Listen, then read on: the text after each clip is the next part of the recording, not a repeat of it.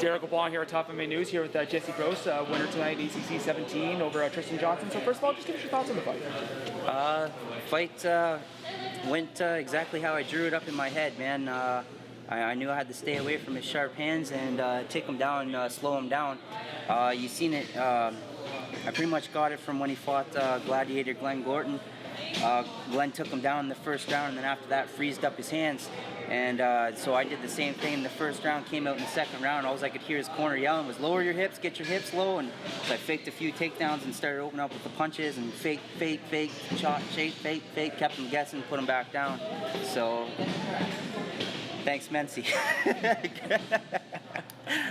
But no, obviously now during the fight now, looked like Tristan was working on his ground defense to get them trying to push you off. How were you able to defend that so well and just able to stay on top of them? I have a heavy base. Me on top is very heavy. You know, yeah, if you see my fights, you're not going to see time of me spent on my back. No. I mean, maybe you can put me there, but you might waste some energy trying, man. I defend against it real well. It's not that I can't fight off my back, but I certainly haven't had the opportunity. I have to prove that I can't, so or I have to. So I don't know what I'm trying to say. I'm mumbling, but I can't. I don't go on my back. All right, there we go. So basically, I keep my top game heavy and just rain it down. Now coming in here, now obviously you've had the pleasure of fighting in Ontario, but you fought across the country. Now coming here, you knew Tristan was a hometown guy. How much did that play like a disadvantage to you at all? Like how was it just coming here? Obviously, you know you did have a little crowd yourself here tonight. Yeah, I thought it was going to be way worse, man.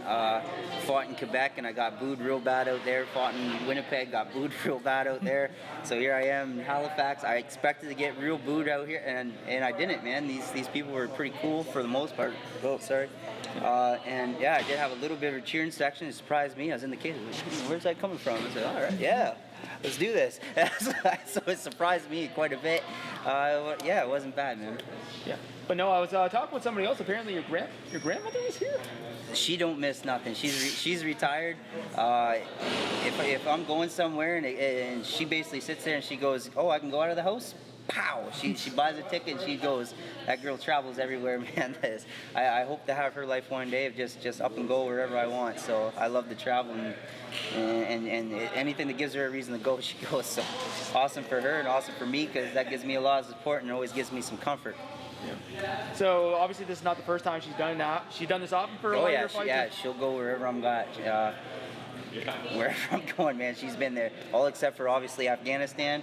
Well, sorry, they don't let Granny on the base, but she had to stay home for that one. But yeah, other than that, she's there. I'm sure she probably tried to get on the base. Yeah. But but no, so it's obviously nice to have that comfort, at least to know that they at least have someone cheering for you to try to, you know, it's obviously if you're not in the best of territories. But it doesn't matter either way. I mean, you know, even if they boo or they do cheer, you still got to fight. So.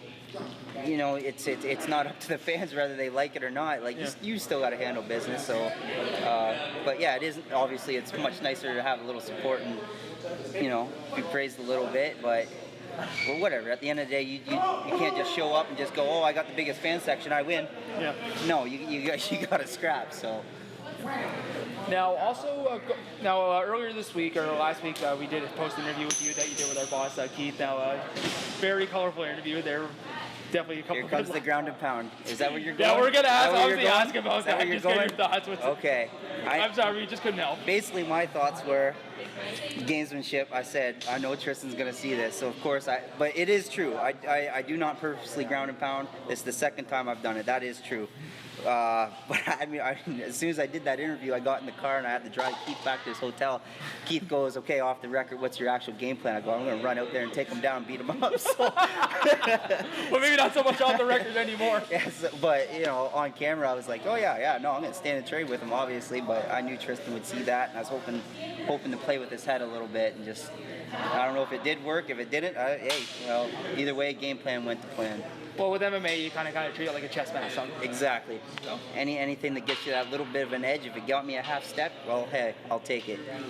Yep. So, do you have anything else planned coming up near future? Now, we know looks like September. Looks like it's gonna be you and Gavin Tucker by the looks of things. Yeah, we'll see what happens. I mean, I'm a working man. I go right back to work on Monday or Tuesday as soon as I get back. So thankfully, my bosses were cool enough to give me some time off. I work 3 jobs, man, 3 jobs, and that's a lot of bosses, and they schedule around and help me out the best they can. But layoff time's over, fun's done, and it's time to go back and work for a buck and punch the clock.